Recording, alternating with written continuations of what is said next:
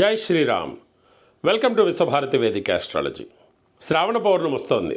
శ్రావణ పౌర్ణమి అనగానే రాఖీ పండగ, అదే జంధ్యాల పౌర్ణమి అని కూడా అంటూ ఉంటాం.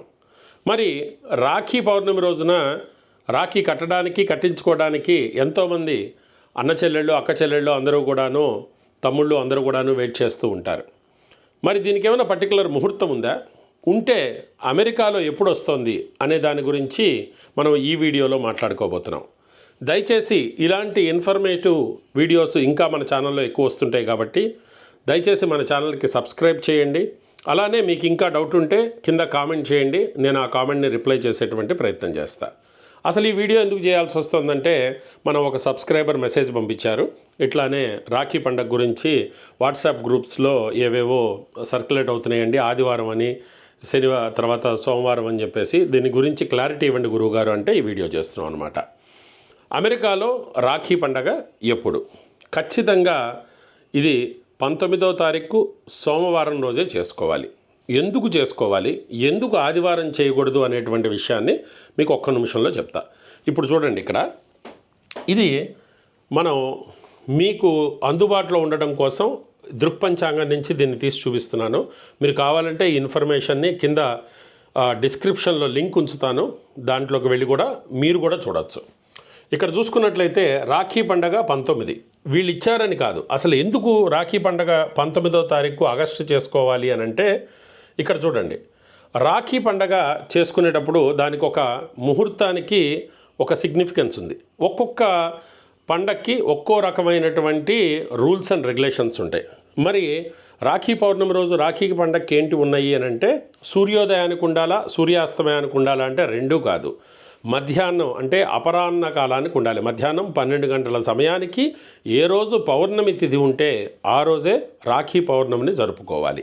అందున రాఖీ పౌర్ణమి రోజు వచ్చేటువంటి మొదట ఉండేటువంటి కాలాన్ని భద్రకాలము అని అంటారు. ఇక్కడ మీరు కనుక గమనించినట్లయితే ఇక్కడ కూడా మీకు దీంట్లో కూడా ఇవ్వడం జరిగింది. So Rakhi Bandhan ritual should not be Rakhi Bandhan ritual should not be done during the Bhadra. Bhadra is Malachus time, which should be avoided for all auspicious work.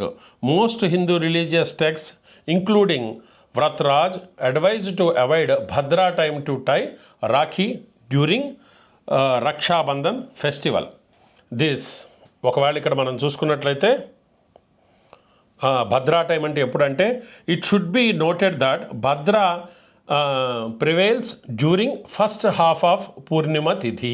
అంటే మొదటి పౌర్ణిమ తిథి మొత్తం కూడాను ఒక 24 గంటలు ఉంటుందనుకుంటే, దాంట్లో మొదట ఉండేటువంటి 12 గంటలు భద్రా టైం అని చెప్పేసి అంటారన్నమాట. దాంట్లో రాఖీ పండగ చేసుకోకూడదు. ఇది ఫస్ట్ రూల్ అనమాట. ఇక తర్వాత చూస్తే ఎప్పటి నుంచి అసలు ఈ రాఖీ పండగ అనేటువంటిది ఇక్కడ ఉంది అనేటువంటి వివరం చూద్దాం. ఇక్కడ చూడండి, Rakshabandhan ceremony, thread ceremony time అని చెప్పేసి ఇచ్చారు. ఇది 6:47 AM నుంచి తీసుకొని 14:25 అంటే 2:25 వరకు ఆగస్టు 19వ తారీఖు ఇచ్చారన్నమాట. మొత్తం ఈ 7:38 డ్యూరేషన్లో ఎప్పుడైనా ఇది చేయవచ్చు.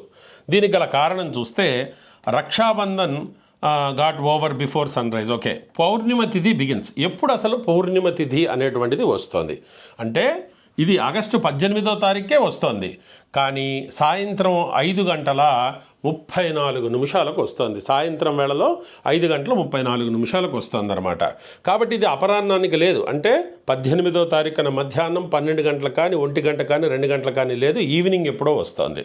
మరి ఎప్పుడు దాకుంటుంది అంటే, పౌర్ణమి తిథి నెక్స్ట్ డే అంటే 19వ తారీఖు 14:25 అంటే 2:25 వరకు వస్తుందన్నమాట. అంటే తిథి చాలా తక్కువ వస్తుంది, బట్ కానీ 2:25 వరకు ఉంది. అంటే మధ్యాహ్న అపరాహ్న వ్యాప్తి అనేటువంటిది 19వ తారీఖు మాత్రమే ఉంది, 18వ తారీఖు లేదు. దేర్ఫోర్ ఖచ్చితంగా 19వ తారీఖే చేసుకోవాలి ఈ రాఖీ టైమింగ్ అనేటువంటిది, డౌట్ ఏమీ లేదు. దీంట్లో ఇంకోటి కూడా ఉంది, రాఖీని పొద్దున్నే చేసుకోవాలా అంటే యాజ్ ఎర్లీ యాజ్ పాసిబుల్ చేసుకోవాలా అని అంటే కాదు.